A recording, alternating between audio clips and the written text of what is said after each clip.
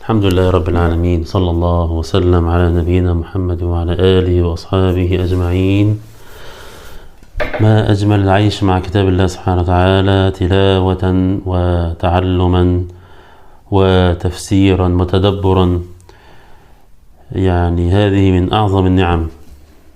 قل بفضل الله وبرحمته فبذلك فليفرحوا هو خير مما يجمعون. الحقيقة يعني من الصور المحببة إلى قلبي جدا صور آل حميم، 7 صور المتواليات اللي هم بيبدأوا بحاميم. الصور ديت يعني فيها معاني عظيمة جدا، وفيها فوائد إيمانية وتربوية وتنظيرية في قضية الصراع بين الحق والباطل.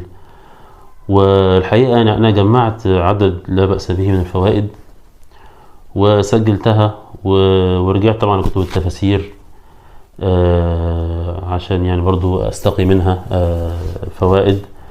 والحمد لله يعني جمعت عدد لا بأس به من الفوائد، وأحب أن أنا أشارك يعني إخواني يعني في بعض هذه الفوائد. يعني عملت شوية سلسلة فيديوهات بعنوان تأملات في سورة غافر، وهي أول سورة من سور آل حميم. طبعا ليس القصد منها الاستيعاب، يعني أنا مش هأتي من السورة من أولها لآخرها، لأن أنا مش بفسر وأنا لست أهلا للتفسير، وإنما هو تدبر آيات ربنا سبحانه وتعالى أنزلها لنا من فوق 7 سماوات عشان نسقطها على الواقع ونحاول نصل إلى حقائق في هذه الحياة تنير لنا الطريق.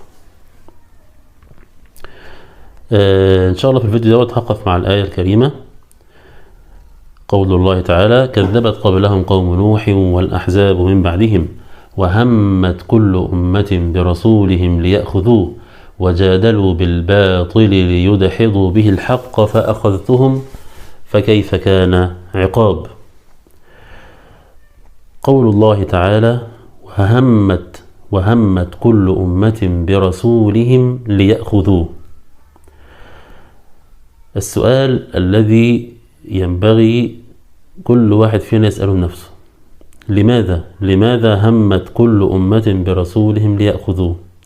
طبعا يعني يقول أهل اللغة أن هذه من صيغ العموم، بل من أقوى صيغ العموم، أنه ما فيش أمة أرسل فيها رسول إلا وهمت هذه الأمة أن يأخذوه بقى تشمل يعني معاني كثيرة، تشمل يسجنوه، يعذبوه، يقتلوه، كل دوت يشمل اللفظة. وده من إعجاز القرآن على فكرة، أنه دايما يعبر باللفظ الواحد يشمل معاني كثيرة، وأحيانا يعبر بألفاظ قليلة وتشتمل على معاني كثيرة، وكله يدخل في نفس المعنى. طيب، السؤال الأول: لماذا كل أمة أرسل فيها رسول همت هذه الأمة أن تأخذه؟ السؤال الثاني: هل ده خاص بالرسل فقط أم بأتباع الرسل كذلك الذين يسيرون على منهج الأنبياء والرسل؟ سؤال برضو مهم.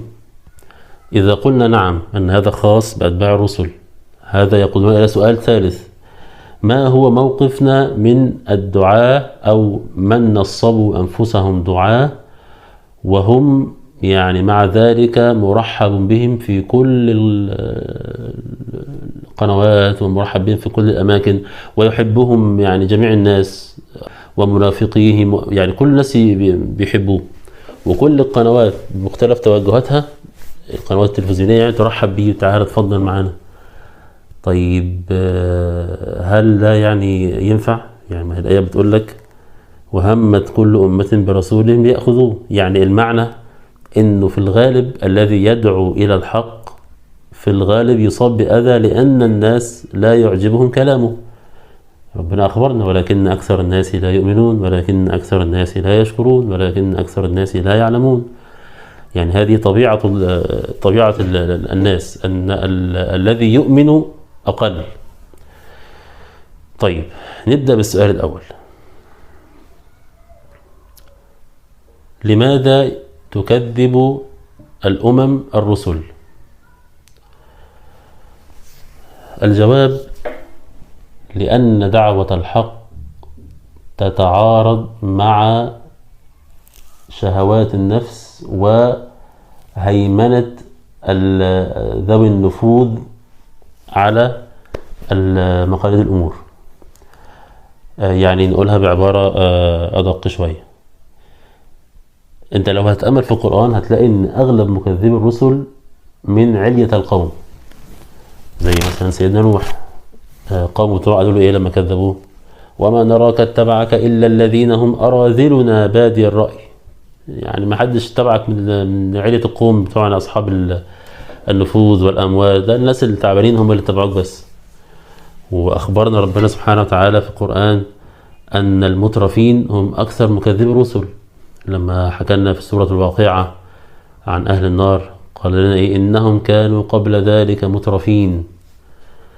فالمقصود أن الدعوة إلى عبادة الله سبحانه وتعالى تتعارض مع الذي يريد أن يستمتع بالدنيا وينغمس في شهواتها، خاصة علية القوم. لأن يعني الدعوة إلى عبادة الله معناها الخضوع والإذعان والانقياد لله سبحانه وتعالى. للأسف المشركين قريش كانوا فاهمين لا إله إلا الله أكتر من ناس كتير دلوقتي. هم فاهمين يعني لا إله إلا الله معناها أنه أنا هخضع لله سبحانه وتعالى في كل شيء. هو الذي سيشرع لي وهو الذي سيحلل ويحرم، وحتى لو كان ده على عكس هوايا. ما هي دي معناها كده، لا إله إلا الله أي لا معبود بحق إلا الله. ولهذا لما بعث رسول الله صلى الله عليه وسلم في أول الوحي لما نزل عليه وذهب إلى سيدة خديجة رضي الله عنها وقال زملوني زملوني دثروني دثروني، ذهبت به إلى ورقة بن نوفل وكان عنده علم، فلما حكى له قال له أن هذا هو الوحي وأنك أنت رسول الله صلى الله عليه وسلم. والشاهد أنه قال له جملة مهمة جدا، قال له إيه؟ ليتني أكون حيا إذ يخرجك قومك. فقال صلى الله عليه وسلم أو مخرجيهم؟ قال نعم، لم يأتي رجل قط بمثل ما جئت به إلا عودي. واخد بالك؟ أي رجل يأتي بهذه الدعوة، دعوة إلى عبادة الله سبحانه وتعالى والخضوع والإذعان والانقياد له سبحانه وتعالى، إلا عودي، يعني بقى إيه؟ بقى له أعداء. وقال له إن قومك هيخرجوك، وأن هذه هي إيه؟ سنة الله في الأرض. هذا هو الذي حدث مع جميع الأنبياء والرسل. طيب السؤال الثاني، هل هذا خاص بالرسل فقط أم بأتباع الرسل كذلك؟ الجواب بداهة أن الذي يسير على نفس المنهج هيحصل له نفس النتائج، حاجة بديهية يعني. وعندنا في سورة ياسين قصة القرية اللي هو ربنا سبحانه أرسل فيها رسولين ثم فعززنا بثالث وكذبوا الرسل ديت، وبعد كده جاء رجل من أقصى المدينة يسعى قال يا قوم اتبعوا المرسلين. ده مش كانش رسول، ده بيدعو إلى الله على منهج الرسل. اتبعوا المرسلين، اتبعوا من لا يسألكم أجرا وهم مهتدون وما لي لا أعبد الذي فطرني، إلى آخر الآيات لحد ما قتلوه. بعد ما قيل ادخل الجنة قال يا ليت قومي يعلمون بما غفر لي ربي وجعلني من المكرمين. فهذه يعني شيء بديهي أن الذي يسير على نفس منهج الأنبياء سيعرض للأذى، لأن دعوة الحق تنافي الشهوات وتنافي رغبة علية القوم الذين يريدون أن يسيطروا على مقاليد الأمور ومقاليد الحكم والمناصب والأموال والشهرة والجاه وما إلى ذلك. طب السؤال الثالث، إحنا دلوقتي بنشوف ناس بيقولوا على نفسهم دعاة ولم يتعرضوا لأي أذى ولا حتى بالكلام ومرحب بهم في كل الأماكن. طيب يعني هل ده معنى كده أن الآية دي ما تنطبقش عليهم ولا إيه الموضوع؟ الحقيقة يعني خلينا نتكلم بصراحة. في فرق بين واحد داعية يبلغ مراد الله سبحانه وتعالى للناس وبين واحد داعية أو يقول عن نفسه داعية وهو لا يقول إلا ما يرضي الناس. يعني أنا بحب كده أسميهم اسم كده إيه، دعاة ما يطلبه المستمعون. شوف الناس عايزين إيه نكلمهم فيه، عايزين نكلمكم مثلا عن حسن الخلق وخليك حلو وكويس وبر الوالدين والإحسان إلى الجار وإماطة الأذى عن الطريق. طبعا كل ده من الدين، كل ده من الدين، احنا ما بنعملش حاجة، بس مش هو ده كل الدين. أول ما جاء به الأنبياء جميعا والرسل كما أخبرنا ربنا سبحانه وتعالى: وما أرسلنا من قبلك من رسول إلا نوحي إليه أنه لا إله إلا أنا فاعبدون. وكل الرسل كان أول ما دعوا به قومهم إيه؟ اعبدوا الله ما لكم من إله غيره. في قصص الرسل كلها موجود في القرآن. فاعبدوا الله دي معناها إيه؟ معناها يا جماعة اخضعوا لله سبحانه وتعالى خضوعا تاما. بعض الناس بتفهم العبادة دي إنها إيه؟ الشعائر فقط، صلاة صوم زكاة حج، بس كده خلاص مفيش حاجة تانية. سبحان الله. طبعا يعني هذا يعني حاجة بديهيا انها يعني القرآن ده ربنا سبحانه وتعالى انزله فيه 6236 آية. طب الآيات دي كلها ايه يعني؟ ربنا نزلها لمين؟ ما هو نزلها لنا احنا عشان نتبعها. الذي يعني يحصر الدين فقط في الشعائر وبعض المعاملات والأخلاقيات هذا لم يؤمن بكل الدين. ربنا سبحانه وتعالى يدخلوا في السلم كافة. طيب لما نلاقي بقى ناس العلمانيين والليبراليين ومن على شاكلتهم راضيين عن بعض الدعاة وبيطلعون في قنواتهم وبيمدحوا فيهم، ده معناه ايه؟ معناها ان هم ما بينكروش، هؤلاء الذين كانوا يسمون الدعاة ما بينكروش عليهم ما يفعلونه. الجماعة العلمانية والليبرالية والاشياء دي ضد الدين جملة وتفصيلا. انت متخيل الوضع؟ يعني انت دلوقتي تخيل معاك كده واحد مثلا ماسك قلم احمر وماسك المصحف كده وعمال يعلم صح وغلط عليه. يعني مثلا واقيموا الصلاة واتوا الزكاة، ماشي يا رب صح هعملها. وكتب عليكم الصيام، ماشي يا رب هنصوم. طيب واحل الله البيع وحرم الربا، لا معلش يا رب دي مش هينفع، معلش. يعمل اكس كده عليها. طيب انما الخمر والميسر والانصاب ورجس من عمل الشيطان فاجتنبوه، لا الخمره ما ينفعش يا رب، الخمره يعني دي سياحه، ولو حرمنا الخمره هتبقى مشكله عندنا بالنسبه لنا واحنا دوله حره ومش عارف ايه، معلش يا رب دي يعني عليها ايه اكس.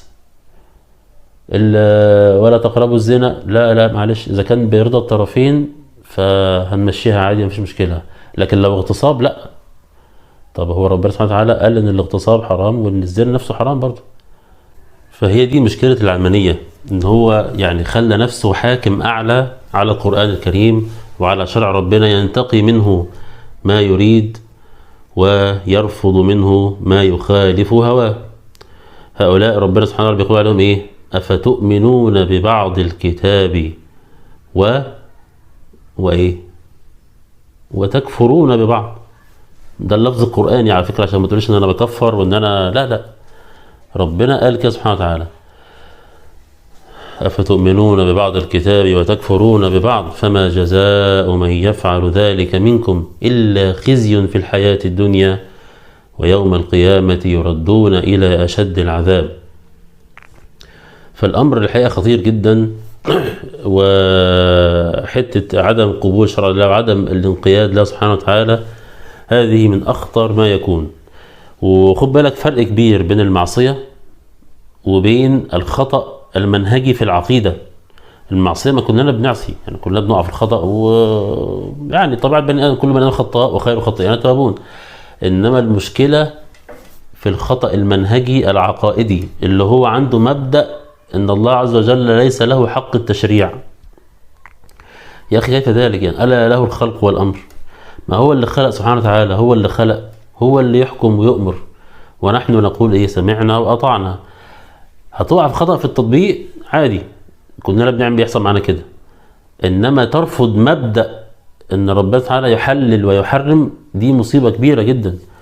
يعني فينبغي أن تنتبه لهذا الأمر. حتى يعني بعض العلماء كان بيضرب مثال بموضوع مثلا لو شرب الخمر، لو واحد مسلم بيشرب خمرة ده كده ايه كافر؟ لا طبعا مسلم، ولكنه مسلم عاصي، ربنا يتوب عليه يا رب، ومات على كده هيعاقب على الذنب ده او يعفو عنه الله عز وجل، الامر يرجع له، لكنه ايه لا يخلد في النار. ممكن يخش النار فترة ولا يخلد فيها.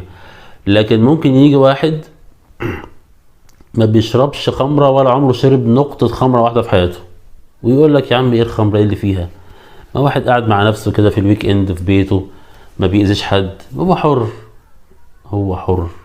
يعني انت بترفض مبدأ، هو حر طبعا في الاختيار، لكن انت بترفض المبدأ، انت بتجحد الحكم، فده امر اخر. الذي ينكر تشريع ربنا سبحانه وتعالى ده امر اخر، ويعني مصيبته كبيرة، فنسأل الله العافية. طيب، فهؤلاء بقى الناس اللي هم بيبعضوا الكتاب ويؤمنوا ببعض ويكفروا ببعض، هؤلاء لما يكونوا راضين عنك ده معناه ايه؟ معناها ان انت لا تخبرهم بمراد الله سبحانه وتعالى من العبادة. ما هي العبادة كده، الاسلام هو الاستسلام، احفظها دي الله يكرمك، الاسلام معناها الاستسلام، ده يبقى مبدأك في الحياة. فهم يكونوا راضيين عنك رغم كل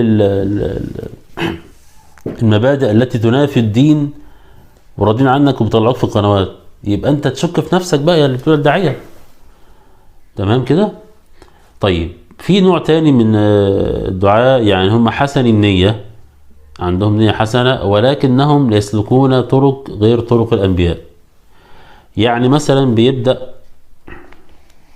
يكلمك في بعض الآداب الشرعية والأشياء الإيمانية وما إلى ذلك، كويس ممتاز، ولكنه ما بيبدأش بالمهم الأول. المهم الأول زي ما قلنا إن دعوة كل الرسل، ولقد بعثنا في كل أمة رسولا أن اعبدوا الله واجتنبوا الطاغوت، دعوة كل الأنبياء ما بيبدأش بيها. يقول لك أنا مثلا هبدأ بإيه؟ بعض الآداب والكلام دوت، وبعد كده إيه؟ أحود بيهم على عبادة الله سبحانه وتعالى وحده ولا إله إلا الله. فبنقول له لا معلش، ده مش طريق الأنبياء. هو الرسول صلى الله عليه وسلم لما بعث مش كان في عصره في فساد أخلاقي وفساد اجتماعي وظلم وطبقي وكان في وأد بنات؟ يعني الرسول مثلا كان ممكن يعمل الجمعية الخيرية لمكافحة وأد البنات مثلا، يعني ما حدش كان هيعديه على فكرة. حتى اللي كانوا بيوأدوا بنات ممكن يقولوا والله صح، ما عندهم حق، بلاش نوأد بنات يا سيدي، خلاص موافقين.